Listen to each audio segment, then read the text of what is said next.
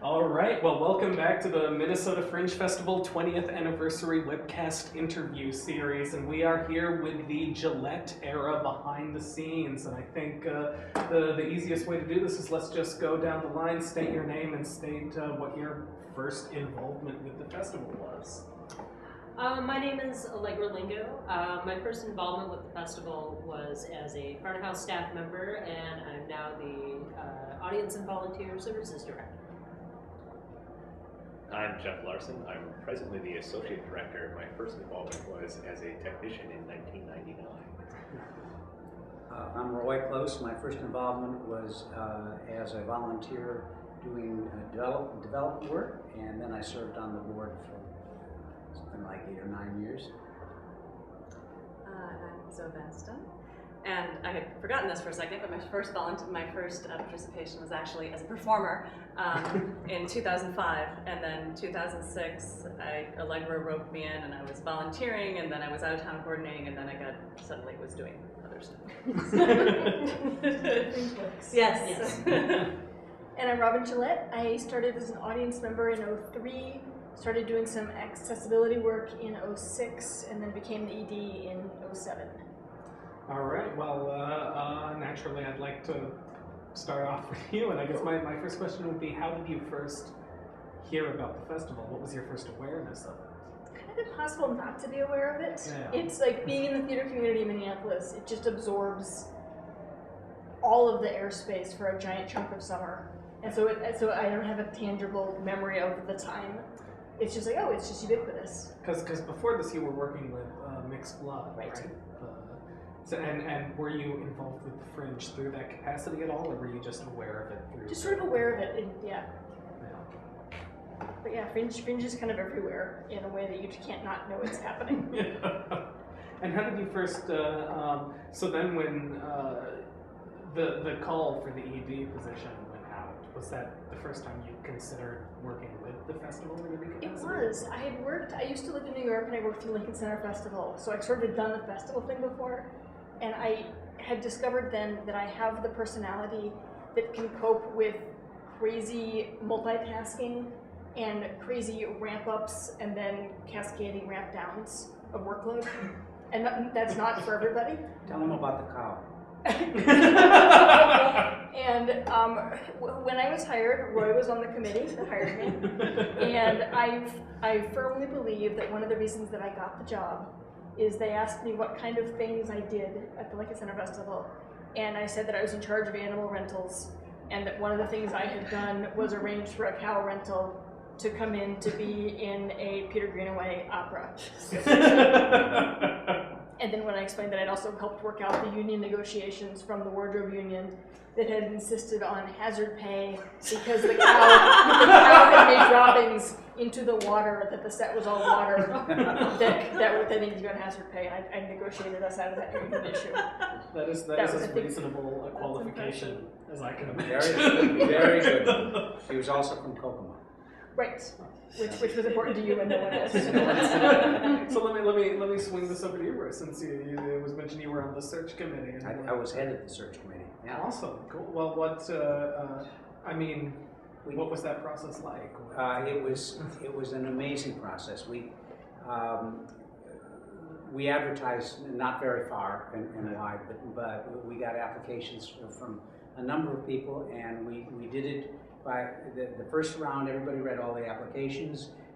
We essentially threw out those people who were not going to be a candidate, and then we selected the people who were candidates, and we interviewed them, and we brought, I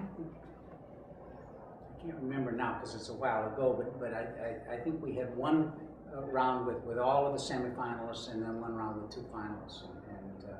And what I really remember about that is that we met at all times of the day, and we met very quickly because we were on a tight deadline, and not a single member of the committee missed any meetings. 100% attendance. The only time in my experience, 20-some years of experience on boards that we had that kind of attendance. Everybody was really engaged in it, and it was a very, very tough decision between Robin and the runner-up, and I think we made the decision in the last 15 or 20 minutes of our final meeting.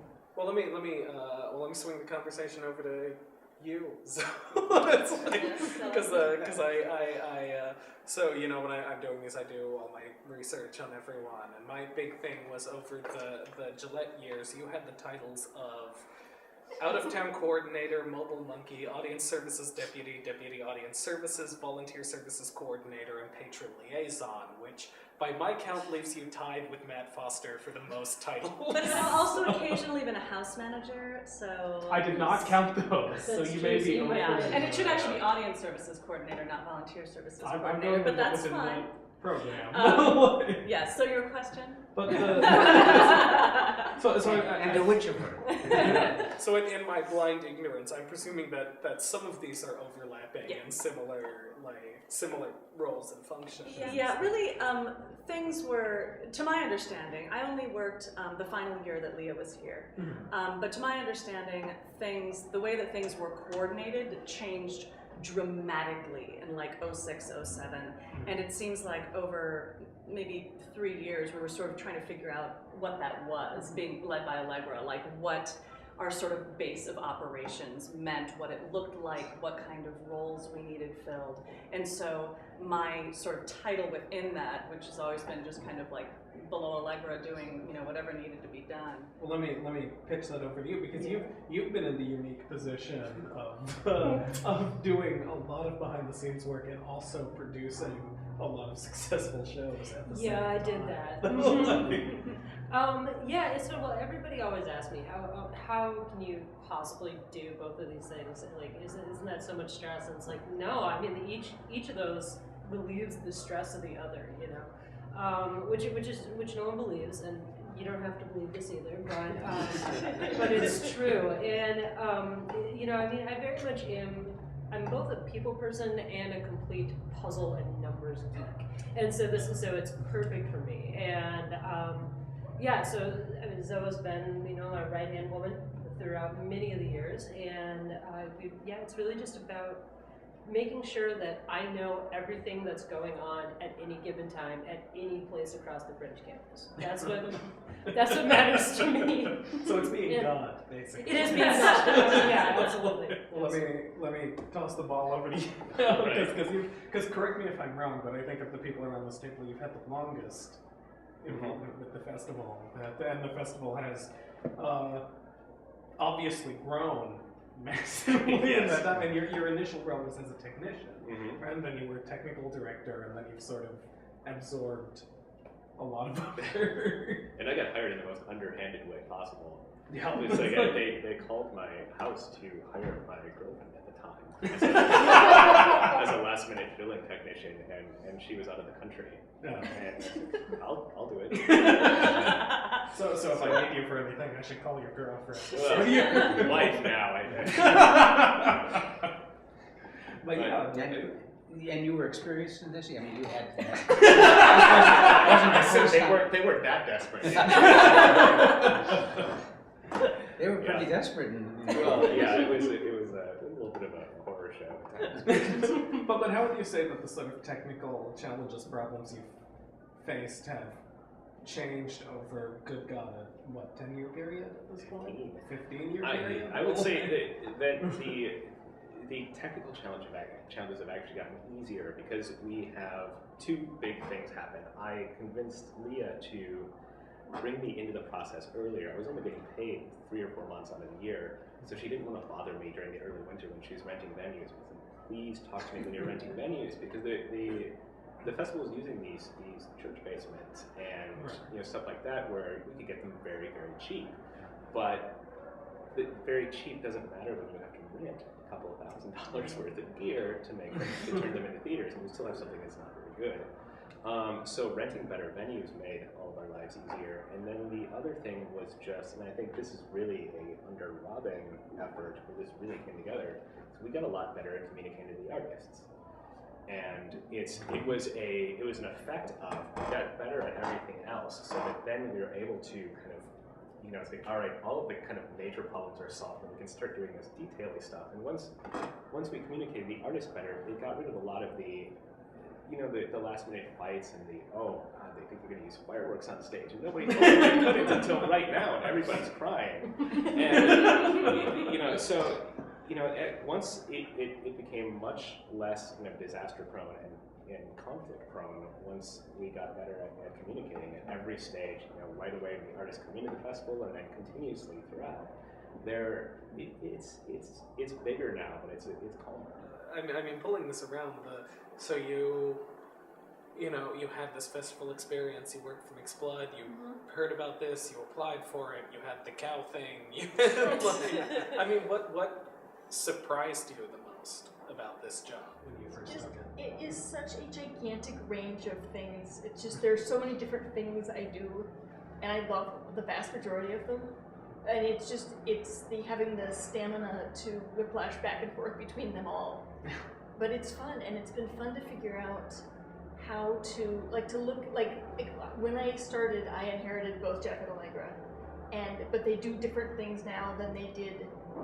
But it's to figure out, okay, all right, I'm looking at you, okay, all right, I can figure out who and what you are, and who and what you are, and now how can I make the organization kind of take the most possible advantage of the skills that you bring to the table. And it's sort of it's a similar thing, and Allegra alluded to this earlier.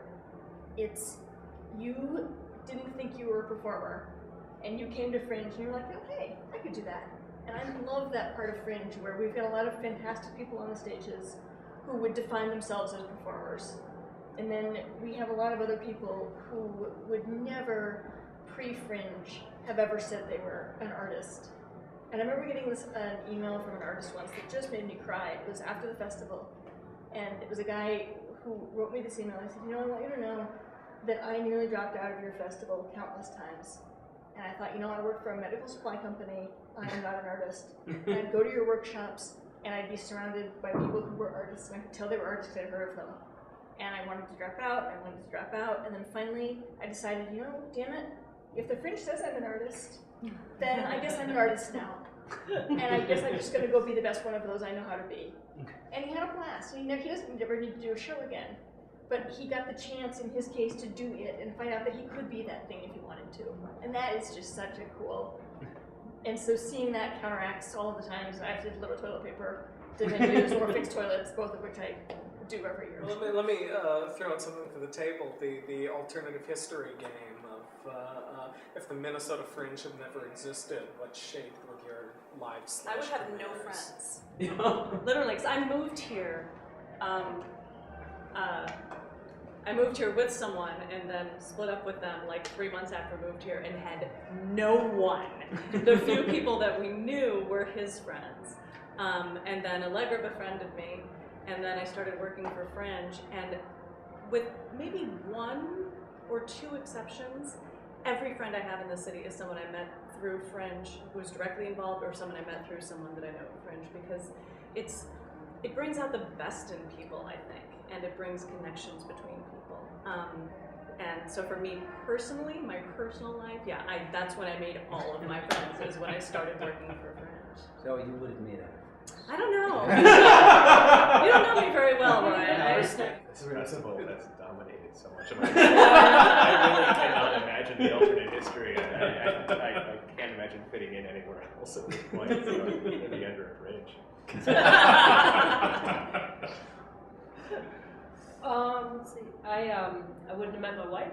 My wife and I met through the Fringe in 2006. Yeah. I spent about 3 years on the road touring with a show in their backup band. That I met through the Fringe. That wouldn't have happened. I would not have become a performer. I probably would have stopped writing long ago and would have probably still been in my corporate job as a knowledge analyst, which was my title. You can just imagine for yourself what that was. But yeah, I would definitely, I can unequivocally say I would not be pursuing anything in any kind of art medium if it was not for this festival right here. I owe it all to it. It's amazing. Yep. And what about you, who's been at the center of the maelstrom? Yeah. I guess I would answer 2 ways. I think for me personally, I have met people at this festival that I will love for the rest of my life. Like, as just an extraordinary set of people have come into my world. But I think that's like the personal hat. I think as an executive director, what this festival has meant to this city, I think it has meant a really freaking fantastic 11-day playground that it brings people who don't think they're artists to come be artists. But it also creates this, there's so much theater and so much dance in this city, and so much performance. And I think before Fringe, there was the theater community, and then there was the theater community, then there was the theater community, then there was the dance community, and the performance community. And I think what Fringe has created is a little 11-day armistice where everyone can come and play, and everyone can mix and mingle and work stuff, and you can cross lines, and you can go anywhere you want to go. And I think that has led to some collaborations and some rearranging of groups that has been really, really great. Well, one reason, obviously, that I fixated so much on the story of your, how did you hear about this? How did you get hired? What was the process like? Is that we're diving into this process again because this is the last year that you'll be spending with us. Yeah. And I'm sure that a lot of people feel the way that I do, and that we're very grateful for the extraordinary amount of time and energy that you put forward to this festival and sustaining it. It has been a blast. It's been a fantastic thing. It's been a great ride.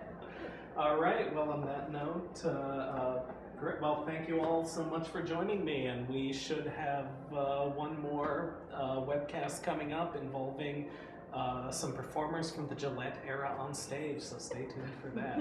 Thank you very much.